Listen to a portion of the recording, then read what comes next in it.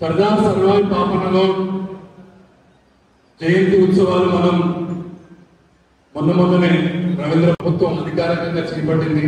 ఆ ప్రభుత్వం ఆ కార్యక్రమాన్ని అధికారికంగా చేపట్టడంలో ఈ వేదిక మీద నుండి పెద్దలందరి కృషి కూడా ఎంతో ఉంది అని చెప్పి వారందరికీ మీరు చప్పట్లతోటి అభినందనలు తెలియజేయాలని కోరుకుంటున్నాను.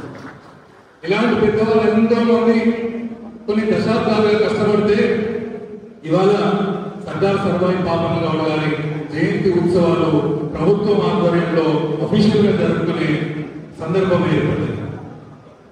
మరి ఆ రోజు రాజులు, మహారాజులు, చక్రవర్తులు రాజ్యమేలుతున్న సమయంలో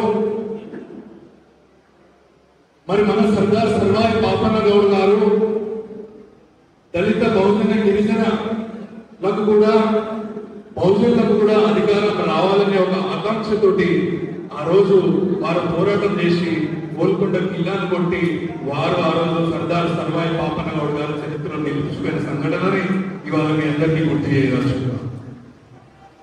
ఇవాళ పాపన్న గారి గురించి నేను ఎక్కువ ఇంకా మాట్లాడేటోళ్ళు చాలా మంది ఉన్నారు.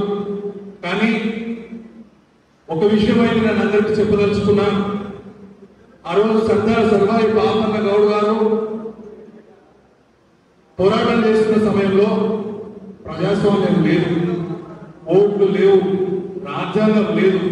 ఇవన్నీ లేకపోయినప్పటికీ కూడా పెద్ద పెద్ద రాజులని, మహారాజులని, చక్రవర్తుల మీద పోరాడి ఆయన రాజ్యాధికారంలోకి రావడం జరిగింది.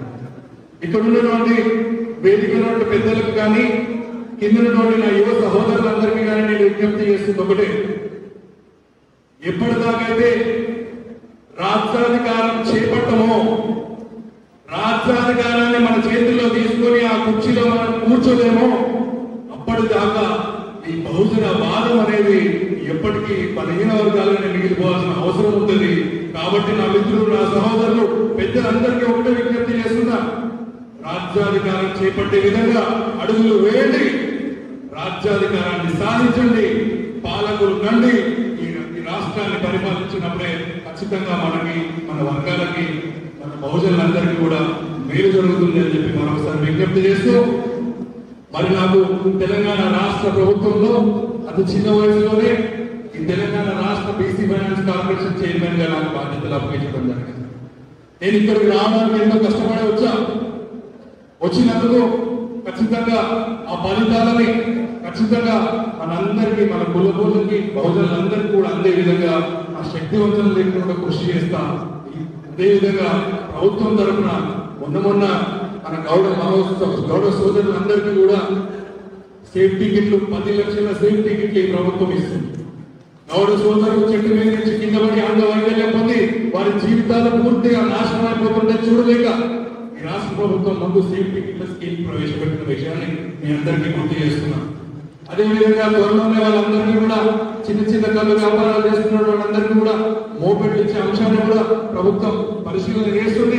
ఖచ్చితంగా ఆ ఏర్పాటు కూడా చేయించే దాంట్లో నా వంతు నేను కూడా గట్టిగా కృషి చేస్తానని చెప్తున్నాను. అదేవిధంగా మన 15 వర్గాల కోసం మహాత్మా జ్యోతిబా ఫులే ఓవర్సీస్ ఎడ్యుకేషన్ విషయంలో నేను స్వయంగా ముఖ్యమంత్రి గారిని కలిసి, సార్ నిజంగానే మీకు చిత్తశుద్ధి ఉంటే మీరు 300 అప్లికేషన్లు ఎందుకు ఇస్తున్నారు సార్? మాకు 3000 ఎందుకు ఇవ్వకూడదు? మా పిల్లలు చదువుకోకూడదా? మా పిల్లలు విదేశాలకు పోకూడదా? మా తాతలు తాడిచెట్లు ఎక్కినరు, మా నాయనలు ఎక్కినరు, మేము కూడా తాడిచెట్లు ఎక్కాలా? ఎందుకు సార్? మీకు అగ్రకులాలు అందరూ చదువుకుంటున్నారు కదా, మాకు కూడా అవకాశం కల్పించండి.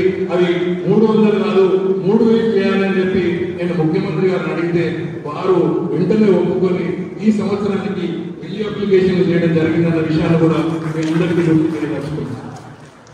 మరి వేదిక మీద పెద్దలు చాలా మంది, నారాయణ గౌడ్ గారు కూడా చెప్తున్నారు, యువకుడు మిత్రుడు శ్రీకాంత్ అవకాశం వచ్చింది, ఏదైనా మంచి చేయాలని చెప్పి. ఖచ్చితంగా మన ముందు తరాల వాళ్ళ పోరాటం చూసినాం.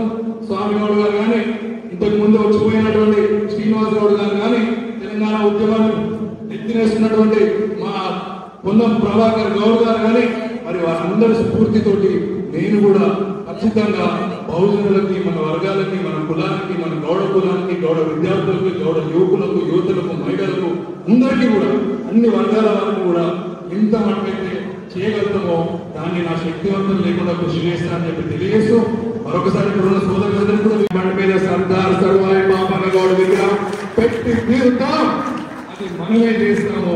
అదేవిధంగా గౌడ భవనానికి నిర్మాణం అయినటువంటి అన్ని కూడా క్లియర్ చేస్తాము. మరొక విషయం కూడా మీ దృష్టికి తీసుకొస్తున్నా. పెద్దలు స్వామి గౌడ్ గారు ఉన్నారు, జ్ఞానేశ్వర గౌడ్ గారు ఉన్నారు, జయంత్ గౌడ్ గారు ఉన్నారు, మన గౌడ కులం కోసం ఆదేశాలు పాటుపడుతున్నారు. మీ అందరి దృష్టి కూడా తీసుకొస్తున్నా. మొన్న జరిగిన నీలా కేసు విషయంలో కూడా టూరిజం డిపార్ట్మెంట్ ఇస్తుంటే ఖచ్చితంగా Telangana finance BC finance corporation నుంచి మనం వాళ్ళకి ఒక లేఖ రాసి ఆ లేఖ ద్వారా దాన్ని కూడా ఆపడం జరిగింది. ఇది మాది, ఇది మా కులానికి చెందింది, మేమే అమ్ముకోవాలి, దీనికి రోజులైనా మేమే, దీనికి కూలి అయినా మేమే ఉండాలి, ఇది మాకే చెందాలి అని చెప్పి గట్టిగా నేను రాసి దాన్ని ఆపించడం జరిగింది. అలానే మీ అందరి ఆశీస్సులతోటి భవిష్యత్తులో కూడా శక్తివంతం లేకుండా కృషి చేస్తానని పని చేస్తానని చెప్పి మరొకసారి మీ అందరికీ తెలియజేసుకుంటూ ఈ కార్యక్రమాన్ని ఇంత పెద్ద ఎత్తున ఏర్పాటు చేసినటువంటి ఈ కమిటీ సభ్యులకి, సోదరులకి, సహోదరులందరికీ కూడా పేరు